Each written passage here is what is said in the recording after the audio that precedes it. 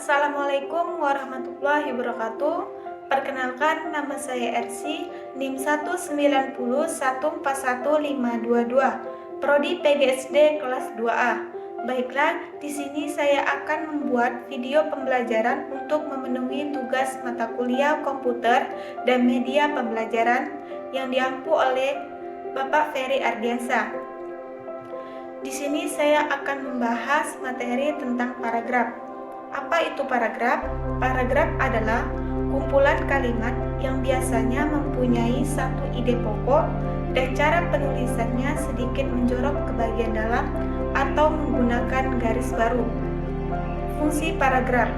Paragraf mempunyai berbagai macam fungsi, di antaranya adalah: yang pertama, paragraf dalam sebuah kalimat dapat menjadi pengantar sebuah ide-ide, isi kalimat, dan kalimat penutup pada tulisan yang dibuat oleh penulis. Yang kedua, mencurahkan suatu perasaan dan pemikiran penulis dalam sebuah karya atau kalimat dalam bentuk tulisan yang dibuat secara logis. Yang ketiga, paragraf dapat membantu pembaca untuk memahami segala sesuatu mengenai isi dan topik dalam sebuah tulisan. Jenis-jenis paragraf. Yang pertama, jenis paragraf berdasarkan fungsi. Yang kedua, jenis paragraf berdasarkan letak gagasan utama. Yang ketiga, jenis paragraf berdasarkan isinya. Jenis paragraf berdasarkan fungsi. Yang pertama, paragraf pembuka. Yang kedua, paragraf isi. Yang ketiga, paragraf penutup. Yang keempat, paragraf pendukung. Paragraf pembuka dalam sebuah karangan atau kecuali karangan ilmiah, paragraf pembuka umumnya ditulis untuk memancing rasa keinginan tahuan pembaca terhadap isi artikel secara keseluruhan. Paragraf isi.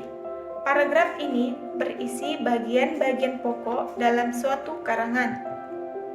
Paragraf penutup.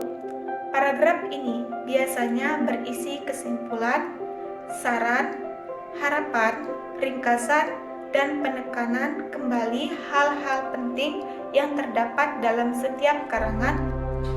Paragraf penghubung.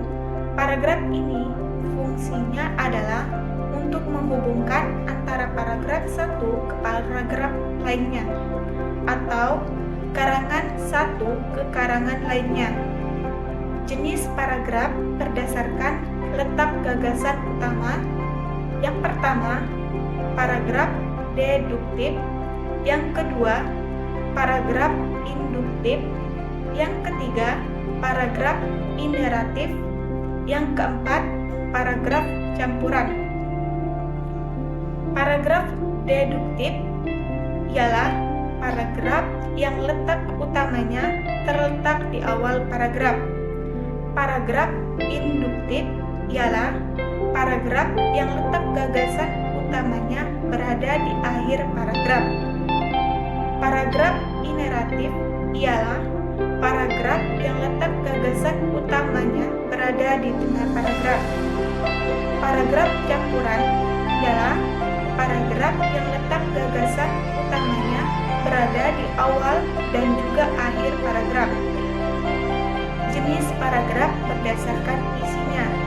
Yang pertama, paragraf eksposisi. Yang kedua, paragraf deskripsi. Yang ketiga, paragraf persuasi. Yang keempat, paragraf argumentasi. Yang kelima, paragraf narasi. Paragraf eksposisi ialah paragraf yang isinya bertujuan untuk memberikan penjelasan atau pengertian secara singkat dan padat.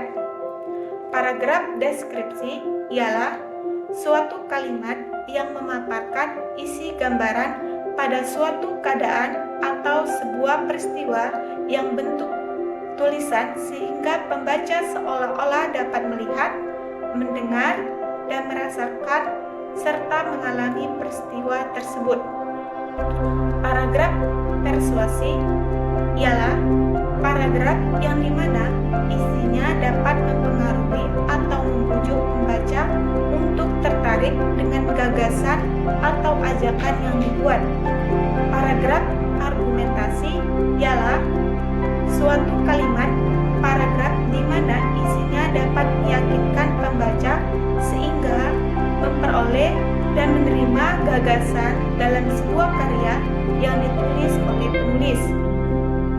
Paragraf narasi ialah suatu kalimat paragraf di mana isinya menceritakan suatu peristiwa atau sebuah masalah sehingga membuat pembaca menjadi terhibur atau terharu.